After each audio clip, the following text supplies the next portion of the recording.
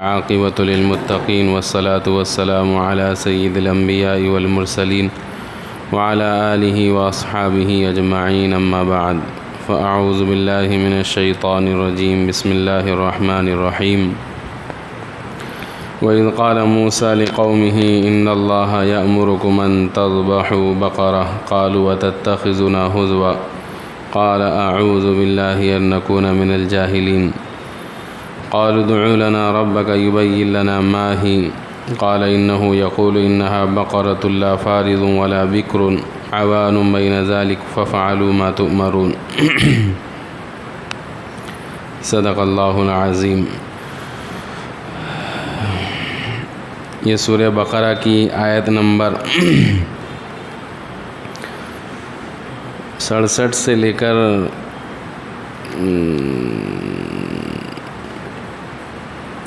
73 آیت نمبر 73 تک اللہ نے بنی اسرائیل کا ایک واقعہ ذکر کیا ہے۔ کل گزشتہ بھی ہمارے سامنے بنی اسرائیل کا ایک واقعہ مذکور ہوا، وہ یہ تھا کہ اللہ کا ان کو ایک صاف حکم تھا جس میں انہوں نے حیلہ تلاش کیا، حیلے اور بہانے سے اللہ کے حکم کو توڑ مڑوڑ دیا، تو اللہ نے ان کو سزا یہ دی کہ اللہ نے زندگی کے اندر ہی ان کے چہروں کو مسخ کر دیا، اور بعضوں کے چہروں کو سور اور بعضوں کے چہروں کو بندر کا بنا دیا۔ ہم نے یہ بھی بتلایا تھا اس امت پر حضرت محمد صلی اللہ علیہ وسلم کی وجہ سے اللہ کا بڑا کرم اور انعام اور احسان ہے کہ امت کی بدعمالیوں کی وجہ سے، امت کی بدعمالیوں کے باوجود بھی، نافرمانیوں کے باوجود بھی اللہ اس امت پر ایسا عذاب نازل نہیں کرتے کہ امت کے بدعمالوں کے چہروں کو مسخ کر دے۔ اس لیے امت کو غور و فکر کرنا چاہیے، اللہ کی طرف رجوع کرنا چاہیے، آپ صلی اللہ علیہ وسلم کے طریقوں پر مضبوطی سے چلنا چاہیے۔ تو بنی اسرائیل کا دوسرا واقعہ جو آج کی آیتوں میں مذکور ہے وہ ہے بنی اسرائیل میں، اس سورت کا نام سورہ بقرہ ہے، بقرہ ہے ہی ان آیتوں کی وجہ سے، اس لیے کہ ان آیتوں میں ایک گائے یا بیل کے ذبح کرنے کا تذکرہ ہے، جس کا واقعہ کچھ یوں پیش آیا کہ بنی اسرائیل میں قتل ہو گیا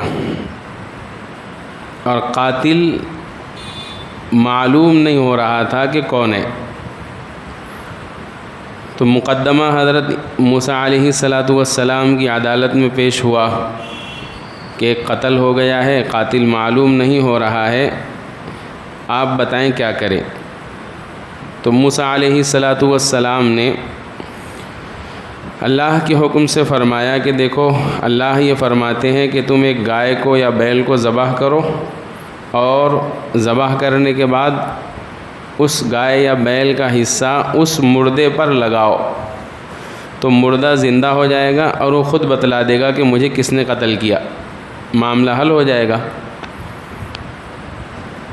موسیٰ علیہ السلام نے اتنا بہترین حل پیش کیا ان کے سامنے، تو ان لوگوں نے اب کیل کال شروع کر دیا کہ ہم آپ سے پوچھ رہے ہیں قاتل کا بتاؤ، آپ ہم سے مذاق کر رہے ہیں کہ گائے کو ذبح کرو، مردے پر لگاؤ، وہ زندہ ہو جائے گا، وہ بول دے گا یہ کوئی بات ہوئی۔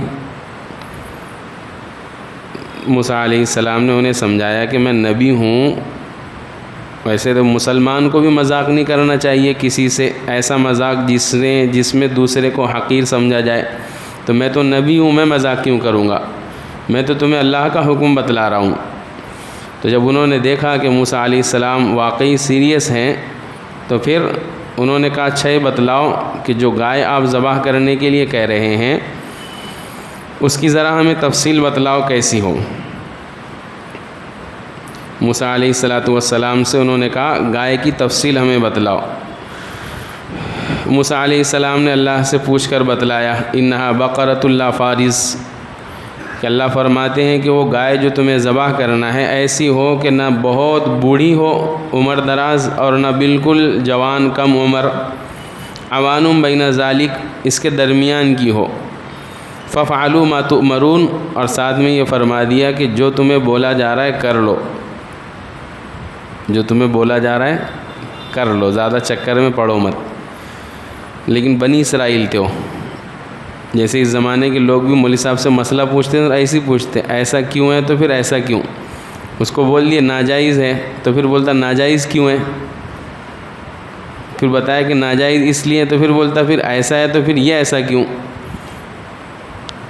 اسی لیے علماء اور مفتیوں کو چاہیے کہ فیس رکھ لے اپنی ہو تو پھر کوئی مسئلہ پوچھے گا نہیں۔ تو بہرحال موسیٰ علیہ السلام نے کیا کیا، فرمایا کر لو جو تمہیں اللہ حکم دے رہے۔ اب انہوں نے دوسرا سوال داغا، فرمایا قالوا ادع لنا ربک یبین لنا ما لونھا، ذرا اللہ سے پوچھ کر بتاؤ کہ اس گائے کا کلر کیسا ہوگا، رنگ بتاؤ ہم کو۔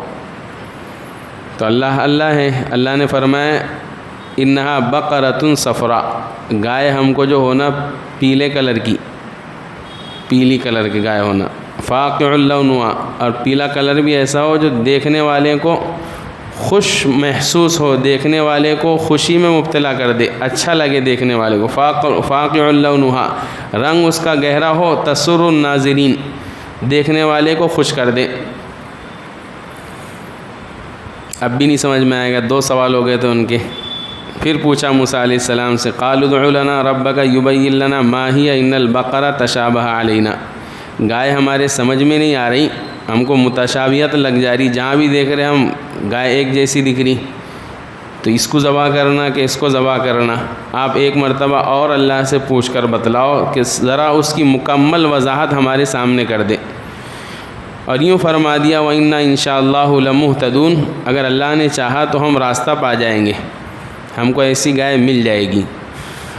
چنانچہ موسیٰ علیہ السلام نے اللہ سے پوچھ کر بتلایا انہا بقرۃ لا ذلول، وہ گائے جو اللہ کو مطلوب ہے جس کو ذبح کرنا ہے اس میں یہ صفات ہونی چاہیے۔ نمبر 1 لا ذلول، ہل میں نا پہلے زمانے میں کھیتی باڑی ہوتی تھی نا تو اس میں گائے بیل استعمال ہوتے تھے، تو لا ذلول تثیر الارض ولا تسقی الحرث، تو کھیت میں ایک ہل چلاتے ہیں، ایک کھیت کو جوتتے ہیں اور ایک کھیت کو سینچتے ہیں، پانی ڈالتے ہیں، یہ 3 کام ہوتے۔ تو فرمایا جو گائے ہم کو چاہیے وہ یہ تینوں کام میں استعمال نہ ہوئی ہو، فریش ہو ایک دم، مسلمۃ لا شیۃ فیہا، اس میں کوئی عیب بھی نہ ہو، بالکل صاف ستھری ہو۔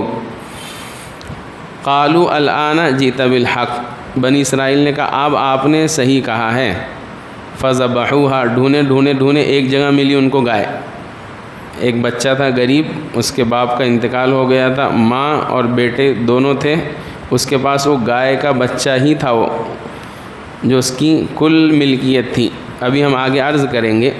چنانچہ اس سے خریدا انہوں نے، فذبحوها وما كادوا يفعلون، لگ نہیں رہا تھا کہ وہ ایسا کریں گے، لیکن چونکہ انہوں نے انشاءاللہ کہہ دیا تھا اس لیے اللہ نے ان کا کام آسان کر دیا، گائے مل گئی، انہوں نے ذبح کر دیا۔ یہ تو مختصر سا واقعہ سورہ بقرہ میں نقل کیا گیا ہے۔ چنانچہ گائے ملی، گائے ملنے کے بعد انہوں نے گائے کو ذبح کیا، جیسے حکم ہوا تھا اللہ کا، اس گائے کا ٹکڑا مردے کو لگایا قاتل کو، وہ قاتل زندہ ہو گیا اور اس نے بتا دیا کہ مجھے فلاں ابن فلاں نے قتل کیا ہے، اس کے بعد مر گیا۔ کذالک یحیی اللہ الموتیٰ، اللہ اسی طریقے سے مردوں کو زندہ کرتے ہیں، ویریکم آیاتہ، اور اپنی نشانیاں تم کو دکھلاتے ہیں، لعلکم تعقلون، تاکہ تم سمجھو، عقل سے کام لو۔ یہ تو مختصر سا واقعہ ہوا۔ پہلی بات یہ ہے کہ قتل ہوا کیوں، قتل، یہ تو بات ہم نے سن لی کہ ایک قتل ہو گیا تھا، پھر اس کو قاتل کا پتہ لگانے کے لیے اتنی ساری چیزیں ہوئیں، تو قتل کیوں ہوا؟ مفسرین نے اس میں کئی باتیں لکھی ہیں۔ ایک بات یہ ہے کہ وہ قاتل، اس کا نام عامل تھا، عامل، اس کی ایک لڑکی تھی، کئی باتیں مفسرین نے لکھی، اس میں سے میں ایک یہاں ذکر کر رہا ہوں۔ اس کی ایک لڑکی تھی، ایک کل تھی، ایک لڑکا نہیں تھا اس کو، اس کے بھائی کو لڑکا تھا عامل کے، یعنی بھتیجا۔ تو بھتیجے کی نیت خراب ہو گئی چچا کے مال پر، اس نے سوچا کہ یہ چچا کی لڑکی سے میں نکاح کر لیتا ہوں اور اس کے مال کا بھی میں پورے کے پورا وارث بن جاؤں گا۔ تو سمجھ میں نہیں آ رہا تھا کیا کروں، تو اس نے ایک پلان بنایا، ایک تیر سے 3 نشان لگانے سوچے اس نے۔ ایک تیر سے کہ ایک تو یہ کہ اس کو میں قتل کر دیتا ہوں اور سنسان جگہ میں لے جا کر قتل کروں گا، کسی کو معلوم نہ پڑے، مرڈر ہوتا نا، مرڈر کر کے دوسرے محلے میں پھینک دوں گا، تو پھر کیا ہوگا، اس محلے والوں پر الزام لگ جائے گا کہ بھئی تمہارے یہاں لاش ملی، تم کو بھر کر دینا پڑتا ہے اس کے پیسے، تو پیسے بھی میرے کو مل جائیں گے۔ لڑکی کا کوئی ہے نہیں دوسرا، میں اس کا چچا زاد بھائی ہوں، تو وہ بھی آٹومیٹک میرے کو مل جائے گی، تو مال بھی ملے گا، لڑکی بھی ملے گی، اور اس آدمی کا جو ذاتی مال ہے وہ بھی میرے کو مل جائے گا۔ یہ 3 سوچا تھا اس نے، تنہائی میں لے جا کر چچا کو دور لے گیا، قتل کر دیا۔ ایک روایت میں اس طریقے سے، ایک روایت میں ہے کہ اس عامل کی ایک لڑکی تھی، اس کو کسی نے رشتہ بھیجا تو اس نے منع کر دیا کہ میں دیتا نہیں تم کو، اس نے سوچا نہیں دیتے تو پھر میں تم کو ختم کر دیتا۔ تیسری روایت میں یہ ہے کہ اس عامل کے کئی بھتیجے تھے اور لڑکی کا تذکرہ نہیں ہے اس میں، عامل کو لڑکی نہیں تھی، مال بہت تھا، اکیلا آدمی تھا، مالدار تھا خوب، اور بھتیجے تھے، بھتیجے انتظار کر رہے کہ چچا کب مرتے مال ہم کو ملتا۔ اپنے زمانے میں بھی انتظار کرتے نا، بڑے میاں کب مرتے، گھر میں جو مالدار ہیں، تو چھوٹے جن کے پاس کچھ نہیں وہ سوچتے رہتے کہ یہ مرے تو اپنے کو مال ملا، تو سوچ رہے کہ چچا کب مرتے تو ہم کو ان کا مال ملتا، وہ چچا مر نہیں رہے، تو تینوں نے پلان بنایا ایسے ہی بھتیجوں نے کہ اپن چچا کو لے جا کر دوسرے مارتے ایسے سنسان جگہ میں، اور اس کے بعد دوسرے محلے میں پھینک دیں گے۔ انہوں نے بھی یہ سوچا، اور پھینک کر کیا کریں گے، الزام لگا دیں گے۔ چنانچہ انہوں نے قتل کر دیا تنہائی میں لے جا کر اس آدمی کو، اور صبح جب ہوئی تو واویلا کرنے لگے، شور کرنے لگے کہ دیکھو ہمارے چچا کو کسی نے قتل کر دیا، ہم کو پیسے بھر کر ہونا، دیت جس کو بولتے۔ تو یہ انہوں نے سازش رچی، اس لیے قتل کر دیا۔ اب جس محلے میں لاش ملی وہ محلے والے بول رہے ہم نے تھوڑی قتل کیا، ہو سکتا انہوں نے یہاں قتل کر کے ڈال دیا ہوگا، لوگوں کو بھی شک ہو رہا بھتیجوں پر کہ ہو سکتا انہوں نے قتل کیا ہو۔ تو وہ اس طریقے سے مقدمہ حضرت موسیٰ علیہ السلام کی عدالت میں پہنچا، جس کو قرآن نے کہا وَإِذْ قَتَلْتُمْ نَفْسًا فَادَّارَأْتُمْ فِيهَا، تم نے ایک آدمی کو قتل کر دیا، پھر تم ایک دوسرے پر ڈالنے لگے، جھگڑنے لگے کہ نہیں تم نے قتل کیا، تم نے قتل کیا۔ وَاللَّهُ مُخْرِجٌ مَّا كُنتُمْ تَكْتُمُونَ، جو تم چھپا رہے ہو نا اللہ اس کو ظاہر کرنے والے، دنیا میں بھی ظاہر کریں گے اور آخرت میں بھی ظاہر کریں گے۔ اس لیے کس نے کس کو قتل کیا، کس نے کس کو مارا، اللہ کی عدالت میں سب کھل جائے گا۔ تو موسیٰ علیہ السلام کو اللہ نے یہ طریقہ بتلایا کہ اس طریقے سے قاتل کا پتہ چلے گا۔ چنانچہ ان کی سازش ناکام ہو گئی، قاتل تھوڑی دیر کے لیے زندہ ہوا، بول کر چلا گیا۔ یہ قصہ ختم ہوا، اور اس میں کچھ فوائد ہے، کچھ سیکھنے کی باتیں ہیں جو قرآن سکھانا چاہتا ہے، تو ہم ترتیب وار تھوڑی تھوڑی سنتے چلتے ہیں۔ وَإِذْ قَالَ مُوسَىٰ لِقَوْمِهِ، جب موسیٰ علیہ السلام نے اپنی قوم سے کہا ان اللہ یأمرکم، اللہ تمہیں حکم دیتا ہے کہ تم گائے کو ذبح کر دو۔ تذبحوا بقرہ، بقرہ عربی میں اس میں جنس ہے جس کے معنی آتے ہیں، بقرہ کے معنی گائے کے بھی آتے ہیں اور بیل کے بھی آتے ہیں۔ جیسے اپن بولتے ہیں نا انسان، تو انسان مرد کو بھی بولتے ہیں اور عورت کو بھی بولتے ہیں، کہ عورت کو انسان نہیں بولتے، ارے انسان بولتے تو انسان میں مرد بھی اور عورت بھی ہے۔ تو ایسی بقرہ عربی کا لفظ ایسا ہے جس کا ترجمہ بیل بھی ہوتا اور گائے بھی ہوتی، دونوں ترجمے ہوتے ہیں۔ لہذا جو قرآن کے کیڑے ہیں نا ان کا اعتراض ختم ہو جائے گا۔ کیوں ایک اعتراض ہوگا کہ کھیتی میں جو ہے بیل چلاتے، گائے نہیں چلاتے۔ پہلے زمانے میں جب کھیتیاں ہوتی تھیں تو بیل کے ذریعے کھیت کو جوتا جاتا تھا، گائے کے ذریعے نہیں، اور قرآن کہتا ہے گائے تھی تو اس کو اگر بیل بنا دیں گے تو اشکال ختم ہو گیا کہ گائے نہیں تھی، وہ کیا تھا، بیل۔ دوسرا جواب اس کا یہ ہے کہ بھائی بقرہ اگر گائے بھی ہوں گی تو بعض علاقوں کے اندر گائے کو بھی استعمال کر لیا کرتے تھے اس زمانے میں۔ بہرحال ایک بات یہ معلوم ہوئی، بقرہ بیل کو بھی کہتے ہیں، گائے کو بھی کہتے ہیں۔ جب موسیٰ علیہ السلام نے ان سے کہا کہ گائے کو ذبح کر دو، قالوا اتتخذونا ہزوا، تو بنی اسرائیل موسیٰ علیہ السلام پر الزام لگا دی کہ تم نبی ہو کر ہم سے مذاق کر رہے ہیں، نبی ہو کر ہم سے مذاق کر رہے ہیں۔ موسیٰ علیہ السلام نے کیا آیت پڑھی دیکھو، قال اعوذ باللہ ان اکون من الجاہلین، میں اللہ کی پناہ چاہتا ہوں اس بات سے کہ میرا شمار جاہلوں میں ہو جائے۔ پتہ چلا جو مذاق کرتے ہیں بلا وجہ وہ کیا ہے؟ جاہل۔ قرآن کہتا ہے اچھا مذاق کا کیا حکم ہے؟ مذاق کہتے ہیں کسی کو حقیر سمجھ کر اس کی ہنسی اڑانا۔ آدمی جو دوسرے سے مذاق کرتا نا تو مذاق میں اکثر یہ ہوتا ہے کہ میں اس سے بہتر ہوں، یہ حقیر ہے۔ اسی لیے مثال کے طور پر ایک آدمی جا رہا، اب دوسرا اس کو بول رہا اے لنگڑے، سب ہنس رہے، تو اس میں اس نے سوچا نا کہ میرے پیر تو اچھے ہیں، تو تھوڑا ترچھا چل رہا، تو دوسروں کو متوجہ کر کے اس کی طرف ہنسا رہا، تو اپنے کو بہتر سمجھا، دوسرے کو حقیر سمجھا۔ قرآن اخلاق سکھاتا ہے۔ ایک جگہ قرآن میں لکھا لا یسخر قوم من قوم عسى ان یکونوا خیرا منہم، کوئی دوسرے کا مذاق نہ اڑائے، ہو سکتا ہے جس کا تم مذاق اڑا رہے ہو اللہ کے نزدیک وہ تم سے زیادہ بہتر ہو، اسی لیے کسی کا مذاق اڑانا حرام ہے۔ کیا ہے؟ اب تو سکھلایا جاتا کیسے ہنسانا کر کے، کامیڈی چلتی نا مستقل، کامیڈی ایک فن بن گیا اس زمانے میں، تو ٹھیک ہے کامیڈی اچھی بات ہے لیکن جائز حد میں رہے تو اچھی بات ہے، لیکن ہنسانے کے لیے ناجائز چیزوں کا سہارا لینا یہ حرام ہے، یعنی کسی کو حقیر سمجھنا۔ تو اسی لیے موسیٰ علیہ السلام نے کہہ دیا تھا کہ یہ تو جاہلوں کا، ناواقف لوگوں کا کام ہے، میں مذاق کیوں کروں تمہارے سے۔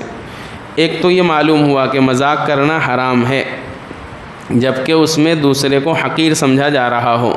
ایک ہوتا ہے خوش طبعی۔ خوش طبعی کا مطلب آتا ہے کسی سے ہنس کر بولنا، جائز حد میں رہ کر مذاق کرنا۔ ہمارے حضور حضرت محمد صلی اللہ علیہ وسلم سوکھے نبی نہیں تھے۔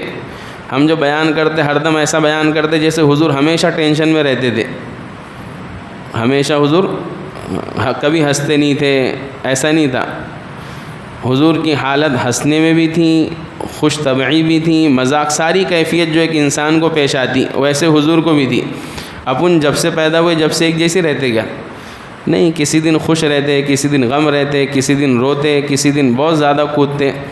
تو حضور صلی اللہ علیہ وسلم پر بھی بشری تمام صفات یہ پائی جاتی تھی۔ چنانچہ احادیث میں، روایات میں ہے، ایک جوان حضور کی خدمت میں آیا، حضور کیسے خوش طبعی کرتے تھے، مذاق کیسے کرتے تھے حضور۔ جوان آیا، فرمایا یا رسول اللہ مجھے جہاد میں جانا ہے، سواری نہیں ہے میرے پاس میں، آپ مجھے سواری دے دو تو میں سواری پر سوار ہو کر جہاد میں چلے جاؤں گا۔ حضور نے فرمایا بھائی اس کو اونٹ کا بچہ دے دو، اس کو اونٹ کا بچہ دے دو۔ کہنے لگا یا رسول اللہ اونٹ کا بچہ میں کیا کروں گا، جب تک اونٹ کا بچہ جوان ہوں گا، سواری کے قابل ہوں گا، میں بوڑھا ہو جاؤں گا، میں کب تک انتظار کروں گا، مجھے تو ابھی جہاد میں جانا ہے۔ تو حضور نے فرمایا بھائی جو اونٹ میں تیرے کو دوں گا وہ بھی تو اونٹ کا ہی بچہ ہے نا، تو چھوٹا سا بچہ کیوں سمجھ لے رہا؟ نہیں سمجھے تم، میں نے جو بولا کہ اونٹ کا بچہ دے دو، حضور نے مذاق کیا، اونٹ کا بچہ دے دو، جو بھی اونٹ تیرے کو ملے گا وہ کسی نہ کسی اونٹ کا تو بچہ ہی ہوگا نا، میں یہ تھوڑی بول رہا تھا کہ اونٹ کا دودھ پیتا بچہ دے دو۔ تو ان صحابی کے سمجھ میں آیا، فرمایا یا رسول اللہ، مسکرا دی انہوں نے۔ ایسی ایک روایت میں حضور صلی اللہ علیہ وسلم کے پاس ایک بڑھیا آئی، فرمایا یا رسول اللہ میرے لیے دعا فرما دو کہ میں جنت میں چلی جاؤں۔ حضور نے اس سے کہہ دیا کہ بوڑھی عورت جنت میں نہیں جائے گی۔ وہ سننا تھا، پریشان ہو گئی، پریشان ہو کر روتے جانے لگی کہ میں تو بوڑھی ہو گئی، میں جنت میں جاؤں گی نہیں۔ حضور نے دیکھا تو بلانا بھیجا کہ بلا کر لاؤ اس بوڑھی عورت کو۔ فرمایا بھائی میرے بولنے کا مطلب یہ ہے کہ جتنے جنت میں جائیں گے، عورت ہو یا مرد، سب جوان ہو کر جائیں گے، سب 33 سے 35 سال کی عمر رہیں گی جب جنت میں جائیں گے، تو اپنی بھی اتنے ہو جائیں گے۔ تو اپنے درمیان میں جو بوڑھے ہوئے خوش ہو جاؤ۔ کتنے سال کی عمر میں جائیں گے جنت میں؟ 33 سے 35 سال کی عمر میں جنت میں جائیں گے۔ تو حضور کا مذاق کا انداز یہ تھا، بولتے تھے مذاق بھی کرتے تھے، مذاق میں بھی جھوٹ نہیں رہتا تھا، وہ بھی سچ ہی رہتا تھا۔ تو قرآن کی یہ اخلاق ہے، لا یسخر قوم، کسی کا مذاق مت اڑاؤ۔ اسلام، قرآن، حضور صلی اللہ علیہ وسلم کی سیرت یہ چیز سکھاتی ہے، کسی کا مذاق نہیں اڑانا۔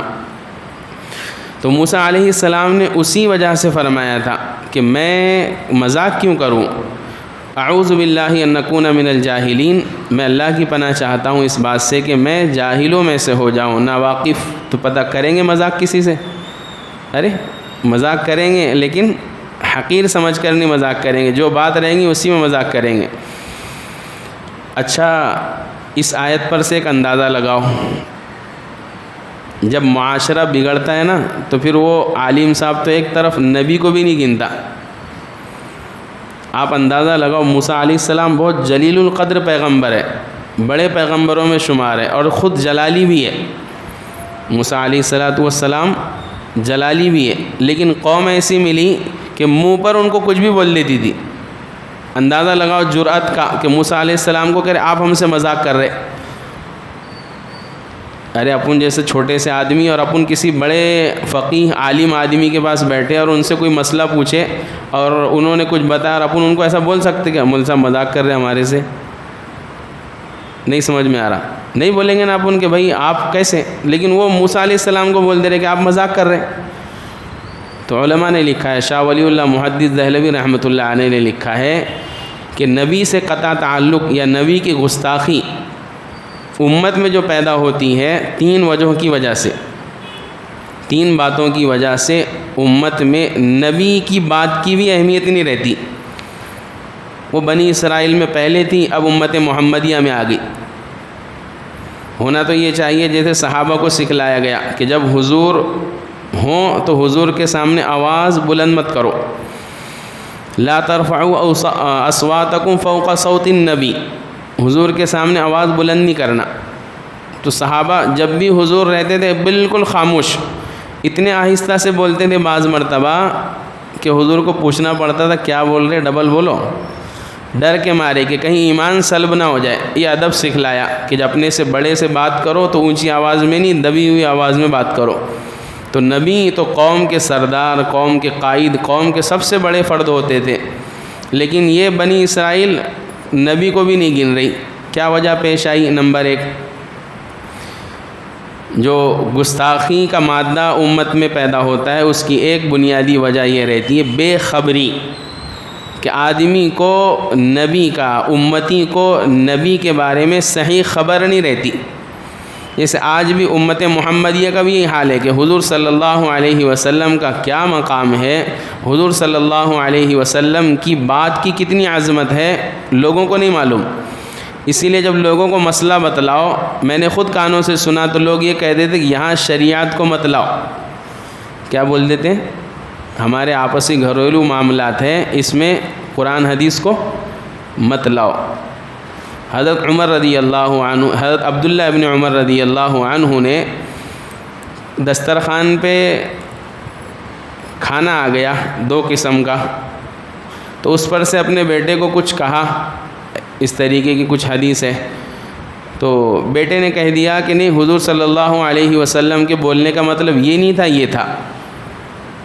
اتنا ناراض ہوئے عبداللہ ابن عمر، فرمایا میں تجھے حضور کی بات سناتا ہوں اور تو ادھر سے مجھے جواب دیتا ہے، میں تیرے سے بات نہیں کروں گا۔ بات بند کر دی۔ اس کو کہتے ہیں نبی کی عظمت، نبی کی وقات، نبی کی بات کی اہمیت، کہ جب نبی کی بات آئے تو آدمی بالکل خاموش ہو جائے کہ جب حضور کی بات ہے اب میں کچھ نہیں کہہ سکتا، جب حضور نے کہہ دیا بات ختم۔ تو اس وقت بنی اسرائیل کو چونکہ اچھا ایک بات ہوئی، بے خبری، صحیح خبر نہیں معلوم ہوتی امت کو کہ نبی کا عقیدہ، نبی کا عمل، نبی کا مقام کیا ہے۔ دوسرا، مزاج میں، طبیعتوں کے اندر جس کو کہتے ہیں شرارت، طبیعتوں کے اندر جب شرارت رہتی تو پھر وہ سامنے والے کو گنتا نہیں۔ آپ نے اسکول میں، مدرسوں میں بچوں کو دیکھے ہوں گے جن کا شرارتی مزاج رہتا وہ استاد کو بھی گنتا نہیں، مستیا کرتا۔ تو طبیعتوں میں جب شرارت رہتی ہے تو پھر وہ نبیوں کی گستاخی کرتے ہیں۔ بنی اسرائیل کی طبیعت میں شرارت آ چکی تھی، جیسے اس زمانے میں امت محمدیہ کی طبیعت میں شرارت آ چکی۔ تیسری بات، ماحول کا اثر، ماحول میں آپ جس ماحول میں رہو گے اس ماحول کا اثر آٹومیٹک لے لو گے۔ تو بنی اسرائیل کہاں رہ رہی تھی؟ موسیٰ علیہ السلام کو تو اللہ نے بھیجا تھا نجات دلانے کے لیے فرعون سے، اس کے پہلے وہ کئی سالوں سے یوسف علیہ السلام بادشاہ تھے، ان کا زمانہ ختم ہو گیا، کچھ اور سال رہے، اس کے بعد بادشاہ بدلا، بنی اسرائیل کے اعمال خراب ہوئے، وہ فرعون کے مصر کے بادشاہ کا لقب فرعون ہوتا تو مسلط ہو گئے۔ تو اب کافروں کے درمیان، مشرکوں کے درمیان، بے دینوں کے درمیان یہ مسلم جماعت رہ رہی، چاہے جس بھی حال میں مجبوراً جو بھی، ان کے ساتھ رہتے رہتے ان کے اعمال سارے اپنے اندر اپنا لیے۔ آج بھی تم دیکھو جن مسلمانوں کا دوستانہ غیروں کے ساتھ ہے، وہ اگر اس کو دین کی عظمت کا، اہمیت کا اندازہ نہیں ہے تو پھر وہ دین میں زبان بلا جھجک چلاتا، اس کے سامنے قرآن کی کوئی بات بیان کرو، سیرت کی کوئی بات بیان کرو، وہ ٹوک دے گا ادھر سے، نہیں یہ صحیح نہیں ہے، غلط ہے، فالتو بات ہے، ایسی بات کہہ دیں گے۔ جرأت اس میں کیوں آئی؟ غیروں کے ساتھ رہنے کی وجہ سے۔ تو ماحول کا اثر ہوتا ہے۔ تو یہ تین چیزیں، نبی کے بارے میں اس کے مقام کا صحیح علم نہ ہونا، مزاج میں طبیعتوں کے اندر شرارت کا ہونا، ماحول کا اثر ہونا، ان تین چیزوں کی وجہ سے امت خراب ہو جاتی۔ تو لہذا پتہ چلا کہ ان تین چیزوں میں اپنا خیال رکھنا چاہیے۔ پہلی بات تو یہ کہ نبی کا مقام اور عظمت معلوم کرو، دوسرا یہ کہ ماحول اپنا اچھا رکھو، تیسرا یہ کہ مزاج میں شرارت ہے تو اس کو درست کرو، تو پھر اب تم گستاخی نہیں کرو گے نبیوں کی۔ بنی اسرائیل یہ تینوں چیزوں میں مبتلا ہو کر موسیٰ علیہ السلام جیسے بڑے پیغمبر کی بلا جھجک گستاخی کرتی تھی کہ آپ کیا کرو، آپ تو مذاق کر رہے۔ پھر موسیٰ علیہ السلام نے بول دیا نہیں مذاق نہیں کر رہا، اللہ کا حکم بتلا رہا، تم نے پوچھا تو۔ اچھا ایک سوال پیدا ہوتا، اللہ چاہتے تو وحی نازل کرتے، موسیٰ علیہ السلام کو بتلا دیتے کہ گائے کس نے، انسان کو کس نے قتل کیا، گائے ذبح کرنے کی ضرورت پیش نہیں آتی تھی، کتنا آسان تھا۔ لیکن وہ قوم ایسی تھی کہ اگر موسیٰ علیہ السلام وحی کے ذریعے بتلا دیتے نا تو مانتے نہیں تھے، وہ بولتے تھے کیا معلوم تم جھوٹ بول رہے، ہو سکتا ہے یہ قاتل نہیں ہوگا، یا قاتل خود منع کر دیتے نہیں ہم نے نہیں کرے، نعوذ باللہ موسیٰ علیہ السلام جھوٹ بول رہے، اس لیے کہ اس سے پہلے یہ کر چکے ایسا۔ ارے تورات مانگے تھے دیے ان کو، تو تورات ماننے سے انکار کر چکے، تو اس لیے اللہ نے ترتیب بدل دی کہ اب وحی کے ذریعے نہیں بتلائیں گے، اب دلائل کے ذریعے خود بتلائیں گے، قاتل خود بولے گا کہ مجھے کس نے قتل کیا، اس لیے ترتیب اپنائی۔ بہرحال قالوا ادع لنا ربک یبین لنا ما ہی، پھر وہ واقعہ ذکر ہے اس کے اندر، موسیٰ علیہ السلام نے ایک مرتبہ پوچھ کر بتایا، دو مرتبہ، تیسری مرتبہ میں پوری وضاحت ہوئی۔